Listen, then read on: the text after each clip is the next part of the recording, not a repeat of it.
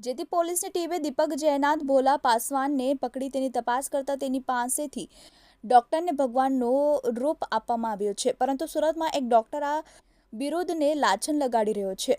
Doctor બની ક્યારેક દાદાગીરી કરે છે તો ક્યારેક રંગરેલિયા બનાવતા આવે છે. હોસ્પિટલમાં કોઈની શરમ રાખ્યા વિના ગર્લને બોલાવે છે. પોતાનું મનનું ધાર્યું કરી હોસ્પિટલમાં ધાકધમકી જમાવી રહ્યો છે. આ ડોક્ટર બીજો કોઈ નહીં પણ સ્વિમેર હોસ્પિટલમાં રેસિડેન્ટ ડોક્ટર તરીકે ફરજ બજાવતો ઋત્વિક દરજી છે. હજુ 10 મહિના પહેલા જ જુનિયર ડોક્ટરને હોસ્પિટલમાં દોડાવીને માર માર્યો હતો, જેથી હોસ્પિટલે તેની 6 મહિના માટે સસ્પેન્ડ કર્યો હતો. જોકે છતાં આ ડોક્ટર સુધરવાનું નામ નથી લેતો. તાજેતરમાં જ તેણે રંગરેલિયા મનાવવા માટે થાઈ ગર્લ બોલાવી હતી. બીજી તરફ હોસ્પિટલ તંત્ર પણ તેની સામે ઘૂંટણીએ પડી ગયું હોય તેમ તેણે પાઠ ભણાવવામાં વામણું પુરવાર થઈ રહ્યું છે.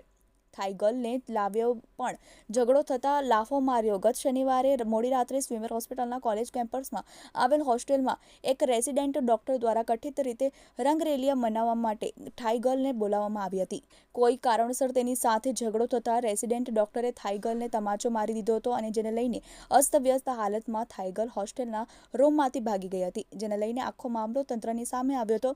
ઓર્થોપેડિક વિભાગના રેસિડેન્ટ તબીબ સામે તપાસના આ અંગે હોસ્પિટલના ડોક્ટર દીપક હોવલેએ જણાવ્યું હતું કે ઓર્થોપેડિક વિભાગના રેસિડેન્ટ ડોક્ટર ઋત્વિક દરજી સામે બહારથી કોઈ વિદેશી છોકરીને હોસ્ટેલમાં બોલાવવાના આક્ષેપો થયા છે. જો કે આ સમગ્ર મામલો શું છે તેની તપાસ કરવામાં માટે 5 થી 7 સભ્યોની એક તપાસ કમિટી બનાવવામાં આવી છે. કમિટીના સભ્યો તપાસ કરી 2-3 દિવસમાં રિપોર્ટ આપશે. તેના આધારે આગળની કાર્યવાહી થશે.